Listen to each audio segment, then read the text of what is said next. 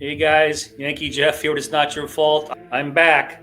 Looks like I'm in pain and tired. It's because I'm in pain and I'm very tired. I had major surgery and I'm just now getting back on my feet again. I do appreciate you guys being patient with me. It's good to kind of do some more videos because it kind of gives me back a sense of normalcy again. But thank you for tuning into my channel. It's not your fault. My recovery channel for enabling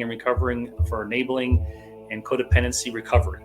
So that being said, I do appreciate you guys stopping by. So I want to kind of catch up on what's been going on with me and the title of this video, why it's relevant. So I recently had major surgery and they prescribed me oxycodone for my pain. And I've never taken hardcore painkillers before. I mean, I don't take any medications at all. You know, a probiotic and some multivitamins.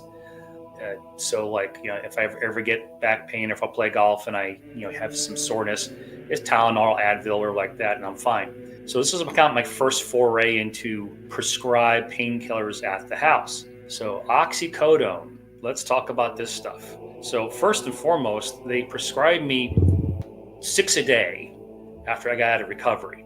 So I was prescribed 6 pills a day, and they gave me a 30-day supply. So do the math. Now, that being said, I was taken back after the second or third day I was home. The home physical therapist came by and said I should probably go ahead and order some more before the weekend because you know, it's really difficult to get prescriptions filled in the weekend. So I should go ahead and call and order on Friday. And I was like, but I've got a lot of, again, I was in a bit of a fog and they called it in anyway and they filled it. So now I'm sitting here with 2 full bottles of oxycodone and didn't need it. It's just crazy how in this country you can get pain pills like they're Tic Tacs. You know, if you got good insurance, boy, they whip out that pad and they take care of it. And let's talk about the effects of this stuff. So again, I've never really taken hardcore narcotics before, unless you count, you know, gin or vodka. That's not really a narcotic, but that's about, you know, 1 drink and I'm done. So you can imagine how this stuff affected me. So the first day I was prescribed 6 a day, did that for 3 or 4 days, maybe 3 days. You feel like you're in a fog, like you're going through slow motion. Did I have pain? Felt no pain. In fact, I felt nothing. I didn't care about my leg. I didn't care about my life. I didn't care about my work. I didn't care about my family. I had no cares in the world. Don't confuse love of my family with caring about my family. I just wasn't concerned about everything that usually consumes your life as a dad or as a husband or whatever. And work, I was like, whatever. I just didn't care. I woke up not feeling, not caring, not being concerned, not being stressed about anything. Now, with somebody who doesn't have an addictive personality, I'm not addicted to anything, never have been. I couldn't imagine, well, actually, I could imagine if somebody had the gene, the addictive gene, how they'd want to feel this way all the time. Take a tiny little pill about the size of a baby aspirin, all your cares go away. I didn't have a worry in the world. It was like being obliterated drunk, but not falling down and like making a fool of myself. I just sat in the house for like a week, the first week, and just vegged. And I didn't like the way it made me feel. Some of the side effects, besides the horrible sense of malaise and hangover effect, was I got horrible nightmares. I don't know if any of you ever got those before. And if you have, drop down in the comments and let me know if that's what you got also. I got horrible nightmares. I used to sleep like a baby. So I couldn't get to sleep. When I did get to sleep, I had terrible nightmares, itchiness. I was having hot flashes, like I was on menopause or something. Me and my wife were competing with who would turn, you know, with the covers off fast enough.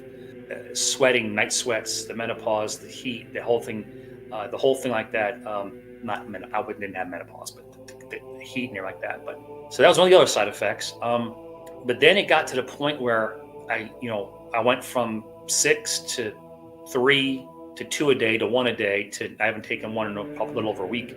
But it's this need, this kind of like little bird in the back of your mind going, little voice going, you know, take another pill.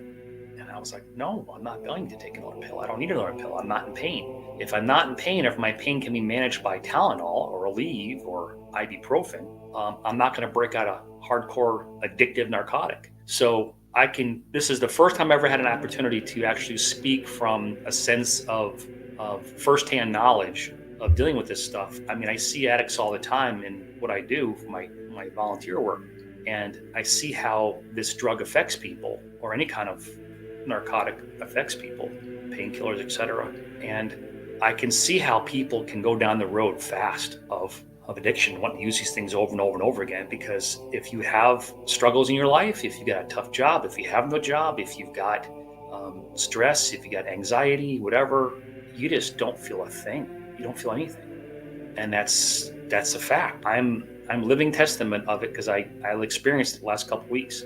So I wanted to share with you that this stuff is powerful. It is extremely addictive. It's prescribed, I think, way too easily. If you have pain, you have a right to get it. I understand that.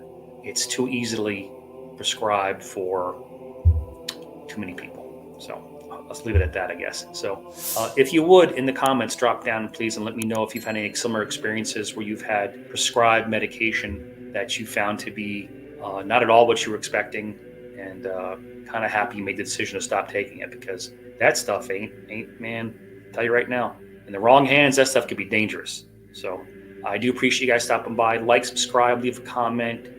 Keep coming back at work. So if you work it, let it begin with you. By all means, let it begin with you. It has to begin with somebody. And say a prayer for the prayerless. Please say a prayer for the people out there who no one prays for, because they need our love and they need our support, because they're human beings like anybody else. They're not addicts. They're not drunks. They're human beings. They have souls. They have hearts. They can love. We should try and love them back, okay? Have a good evening, guys. God bless you. And I'll be doing some more videos because this is fun for me too, all right? Very therapeutic. But thanks for your prayers and your thoughts and comments. God bless. Bye.